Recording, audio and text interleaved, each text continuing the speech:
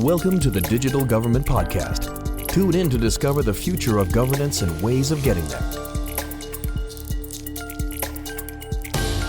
Welcome back, everyone, to another episode of the Digital Government Podcast with your usual host, Federico Plantera. I'm a journalist, a sociologist, and researcher today, engaging in a transatlantic connection, I would say, between Europe and Washington, D.C., with Miguel Porrua. Miguel is the coordinator of the Data and Digital Government Cluster at the Inter-American Development Bank. And it's a pleasure to have you joining this podcast episode, Miguel. Thank you, Federico. It's a pleasure to be here. Miguel, we are going to address today basically challenges and opportunities from digital transformation, trends, shifts, policies, directions in the Latin American area. Indeed, what I'm referring to is the fact that the Inter-American Development Bank, also by means of international collaborations and partnerships with organizations outside of the region, is exactly helping and, might I say as well, enabling, facilitating, advising digital change and digital transformation in many countries of the region. And I would say that we can definitely start from this point and to map out a little bit, if not even describe what is happening in the region. So I would say that my first question to you would be, it seems that there is a bit of a momentum at the moment for digitalization in Latin America and the Caribbean. That has been going on already for some time. It's not an entirely new thing, but how would you describe and map out, let's say, these initiatives of digital transformation? And also if you're seeing maybe like a shift as well compared to previous periods in terms of how governments are viewing digital transformation. There is a momentum, as you describe it, in the region. And there is a variety throughout the region. We at the bank in Latin America, there are 32 countries, 32 official countries that belong to the OAS, the Organization of American States. We at the bank work with 26, so there is a diversity, right? But overall, I would say there is momentum, like it happened worldwide thanks to COVID, right? Probably one of the only things that COVID left positive in the world is the acceleration of the adoption of digital technologies. Because when we couldn't do anything, technologies help to get shopping delivered, to receive medical attention, to educate our kids, etc. And that happened in the region, and that generated an effect in policymakers. I've been working in this region for 25 years on digital government, so I've seen the evolution. And what COVID brought is the realization in policymakers that digital technologies were key for their development, for their countries. So what we've seen after 2020 is more digital agendas, more institutions focus on digital, more plans, more initiatives, and therefore an acceleration, right, of the digital government services available to citizens. So the overall situation is kind of progress. But what happens in technology, at least what we've seen in Latin America, is that you need to run to remain in the same place, basically. Right. So if you look at the latest ranking from UNDESA, from United Nations, the Digital Government Index, you will see that the region, despite what I said, that there's more plans, more initiatives, more institutions, it's still in the same situation as 4 or 6 years ago, meaning we still have just 4 countries among the top 50 in the world, just 4. But we have countries that are big. I mean, Brazil or Mexico or Colombia or Argentina, or countries that should be probably in a better position. But we still have 15 countries below the position 100, meaning they are lagging behind in the adoption of technologies, right? So there is a good momentum. We see the plans, we see the interest, we see the initiatives, but we still have to redouble the efforts, particularly in financial commitments in investment. So you've mentioned the fact that COVID, basically, one of the aftermath effects, let's say, that have been more long-lasting, I would say, from exactly the pandemic, is the fact that it did give a better perception or a more accurate, if not urgent, I would say, perception of how digital government is an agenda point that definitely should be pushed forward. No, one thing that maybe we can also like describe further is the fact of what is the direction, let's say, or what are the sort of priorities that we're seeing in that sense in terms of developing the digital transformation agendas in the region. What do I mean by that? There are definitely two parallel trends, let's say, that influence this. No? One is the global digital trends. So what is happening globally in terms of what are the hot topics in digitalization, what are the degrees of readiness or of maturity, let's say, in relation to other areas of the world. And you were mentioning, for example, the rankings and how the relative positioning exactly of the Latin American and Caribbean countries is that you've described. So there are like certain ones that do make it, let's say, to the top 50, but then other laggers, we could put it that way. But then next to the global trends, there are the local demands, no, the local needs. So we're talking about countries that, yes, can be grouped geographically, indeed, like in this general region, but obviously have specific local needs that are also shaped by the demographic, the different levels of readiness, the rural and urban divides, and all of these elements. One question then would be the Inter-American Development Bank. How is it addressing, let's say, such a diversity? In the sense, are there maybe some priorities, some focus areas that from the point of view of your own organization you have detected and you definitely think that countries in the area should put attention and focus on? Yeah, absolutely. And that's one of the, I mean, we as a bank, one thing that maybe it is helpful for the audience to know is that we're a governmental bank, we're a multilateral bank, meaning the owners of the bank, the shareholders are the countries, and we're somehow cooperative, meaning the owners that own the majority of the shares are also the borrowing countries, the beneficiaries.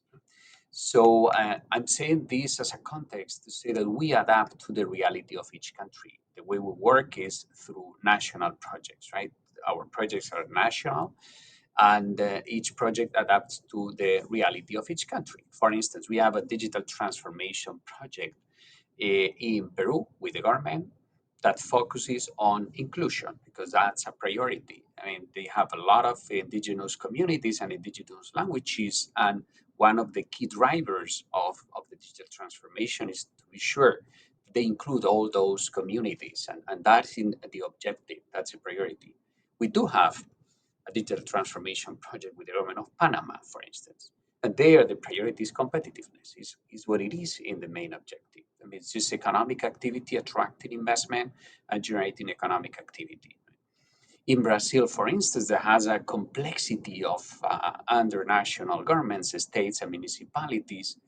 The integration of those under national governments is a priority, and all of them being digital transformation projects led by the government. So the answer, Federico, is yes, we adapt to the reality of each country.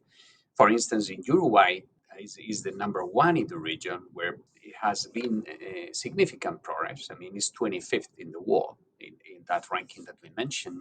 Things like interoperability or digital identity are not a priority because they have progressed significantly, but now the priority is adoption. Right? And the latest project we approved this year focuses precisely in being sure that the governments are well adapted to the needs of the citizens. The citizens are aware and know how to use it, so we increase the level of adoption. The short answer to what you ask, Federico, is yes, we adapt to the different realities because there is different realities in the region.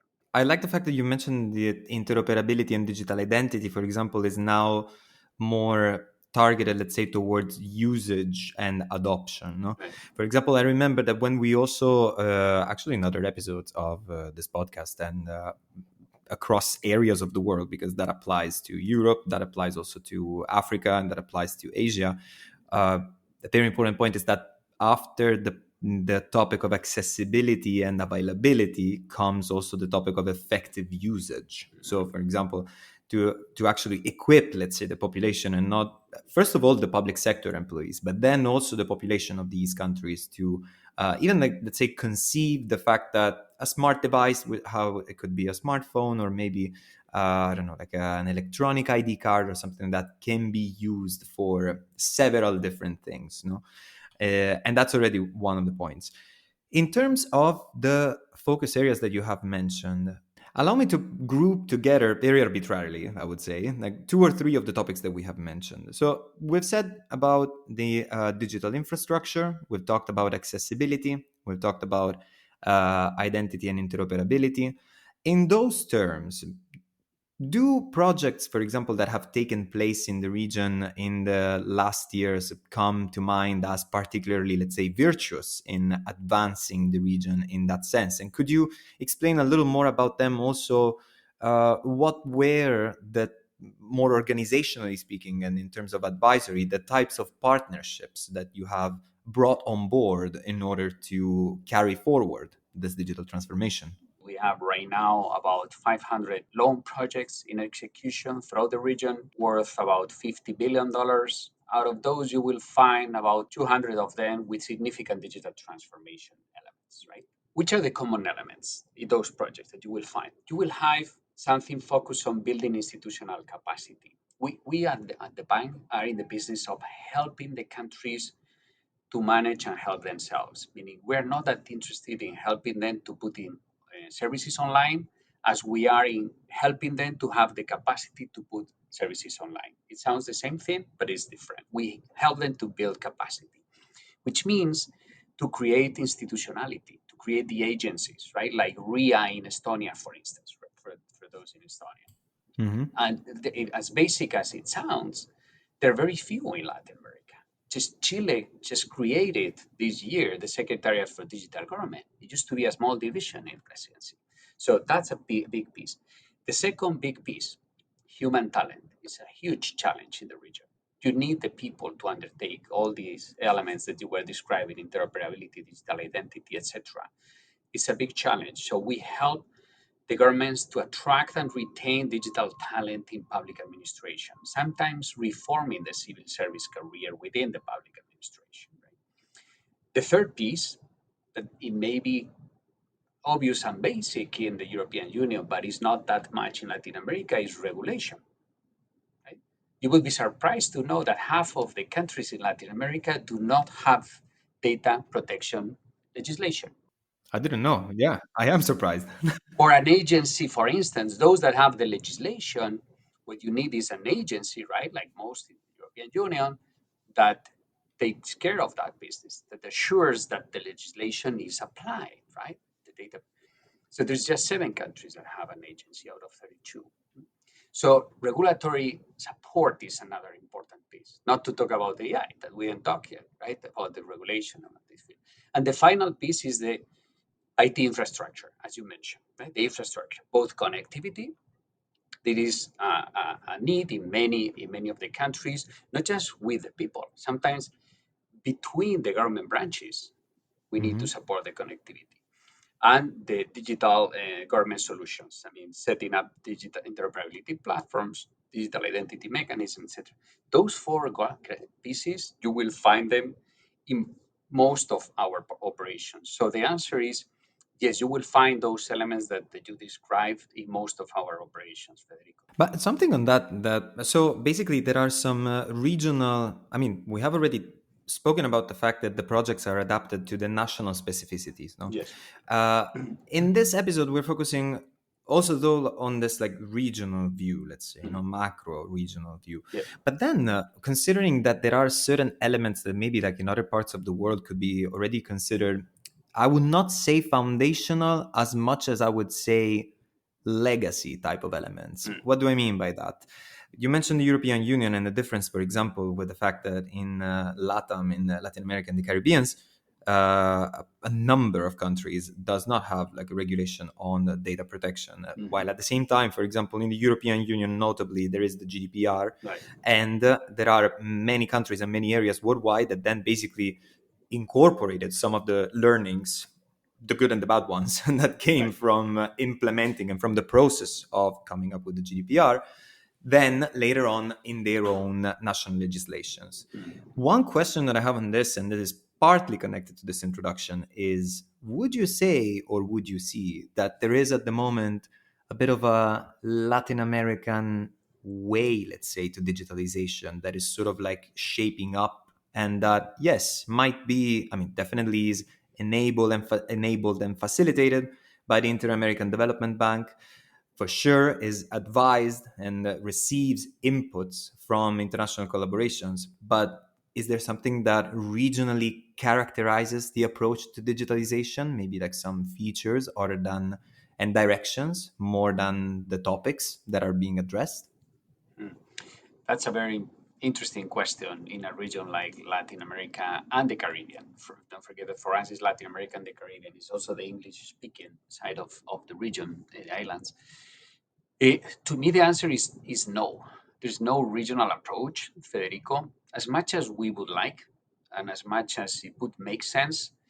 But the region is so diverse that the reality and the history of the region shows that uh, coming up to regional approaches or regional decisions is a challenge. I worked before the IDB. I worked at the OAS, at the Organization of American States, for 11 years, and that's what the OAS does, right? Just come up with regional policies, and it is difficult. So the answer is no. There's no. I mean, there are some countries that are just pushing and adopting GDPR, and some others that don't even entertain the idea, right? So the closest thing in digital that I think we've advanced to something regional is where right now, as we speak, helping the list of trust for digital signatures, something that didn't exist before, that the European Union has. So it's a mechanism for a country to recognize a digital signature from another country. And we already have 11 countries on board, and that is growing. So we're setting up that mechanism, which is a regional approach. They agreed upon a standard and a kind of governance mechanism to have that list of lists.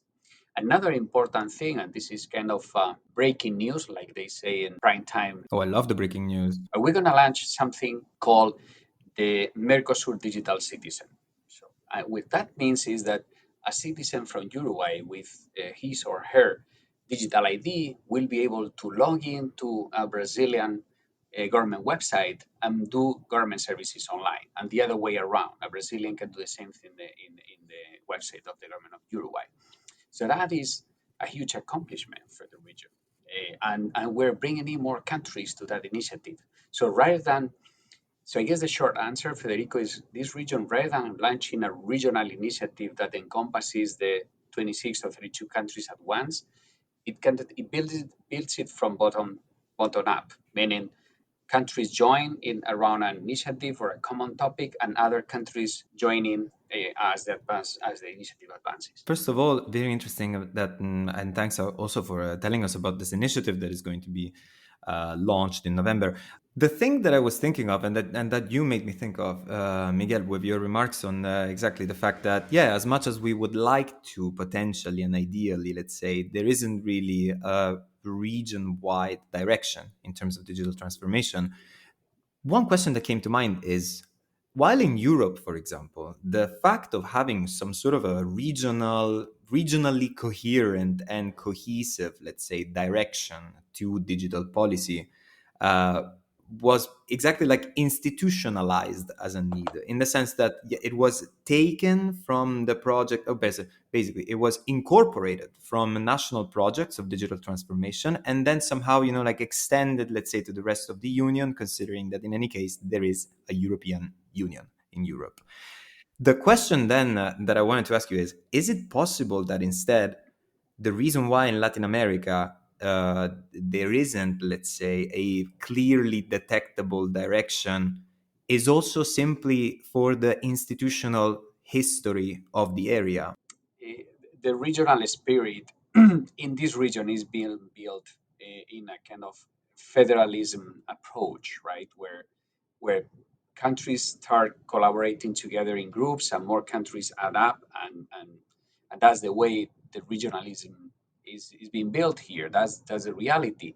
There's no regional institution with enough power.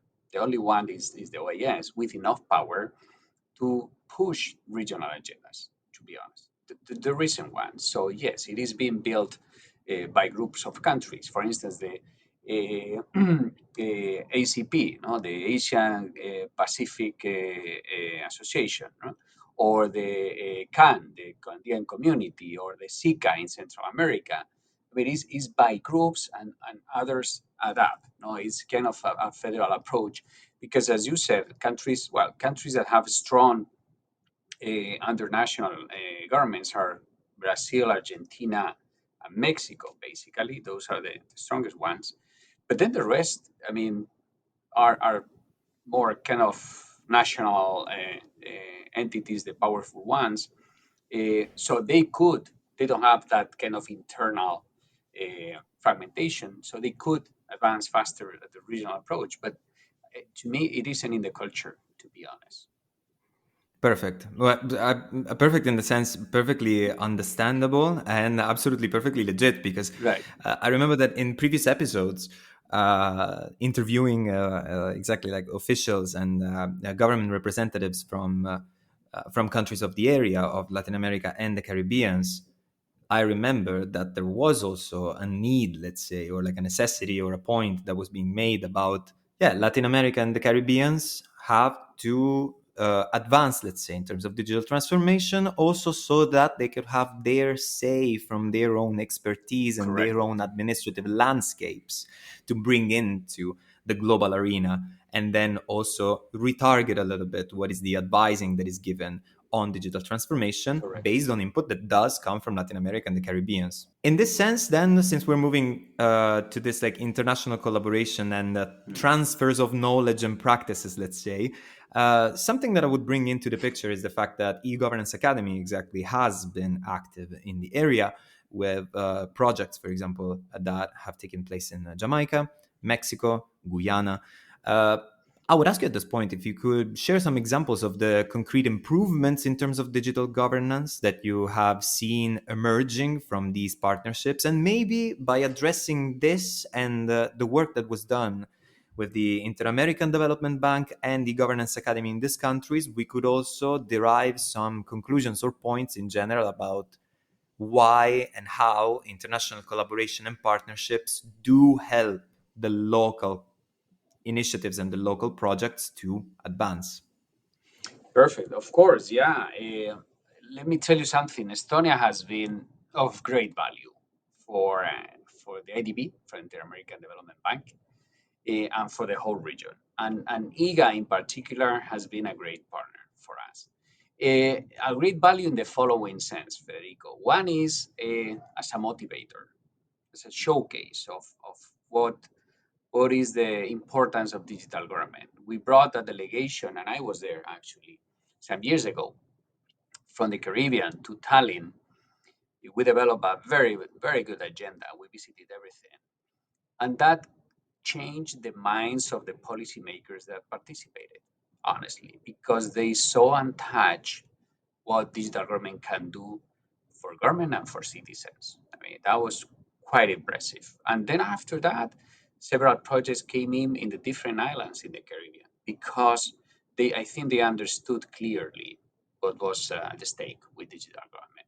The Estonia publication that IGA leads, that compiles everything that Estonia has done on digital government and details many of the solutions, we partner and the IDB paid for the translation into Spanish.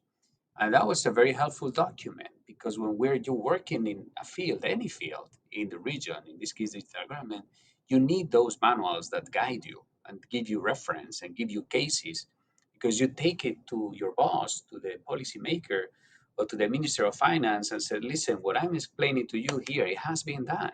It is working in this country. Says, let's do the investment, let's do the project. On a more specific level, Federico, things like X-Road, for instance, has been of great value. You will find X-Road now in Argentina, Panama, in Colombia, in Brazil, all over. And you know what? That has been instrumental. So let me take advantage of this microphone to say thank you to Estonia, to the government, to all the experts that have been helping us these years, to IGA that has been a great partner, And we hope to count on the support of Estonia for many years, because we still need to motivate, we still need to show cases, we still need to show how it has to be done, and to show results. So very valuable, Federico. Miguel, we are basically approaching the end of this episode, and you said exactly, I will use as a hook one of the last sentences that you just said, that help, partnerships, advising, commitment, after all, I think we might call it this way, is needed and necessary to motivate and to keep motivating. So to push the agendas and to keep doing so also in the future.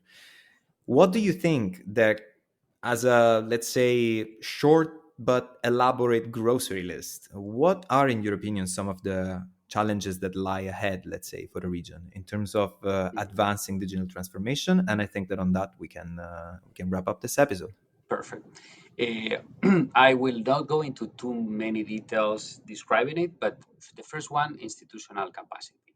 We still need agencies like RIA that has the responsibility and have the human talent to undertake the mission. There are very few institutions that are strong enough.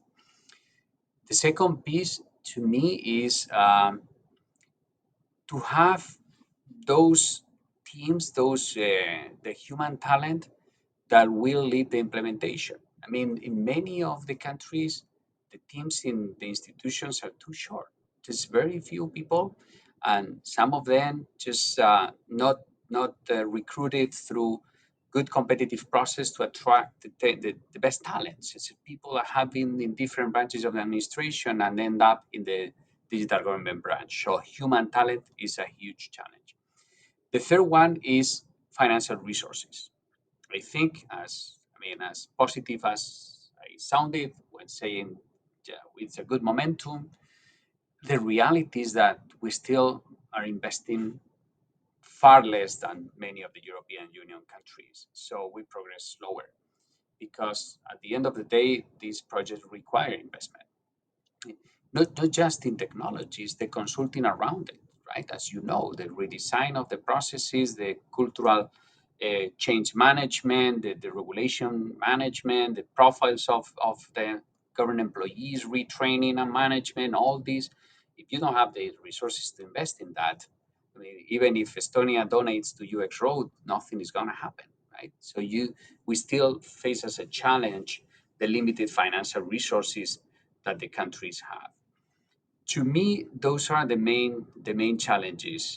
We still need to improve the regulatory framework and pay attention to cybersecurity. We didn't talk too much about it, but in the region, that is a huge concern on digital, because there are very few countries that have regulations, that have strategies, that have institutions, that have critical infrastructure protection plans, that have strong certs to defend themselves from cyber attacks. And I know Estonia is in the other side of the spectrum. Estonia is a strong cybersecurity country with branches from NATO and everything else.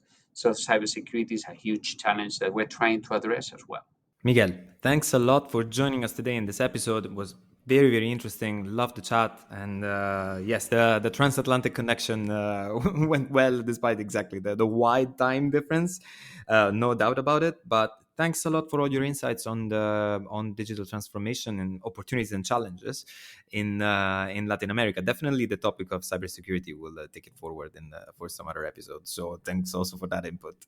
Sounds good. Thank you, Federico, for having me. And thank you to Estonia and to IGA for the help you provide to the Latin American and Caribbean countries. Thank you so much.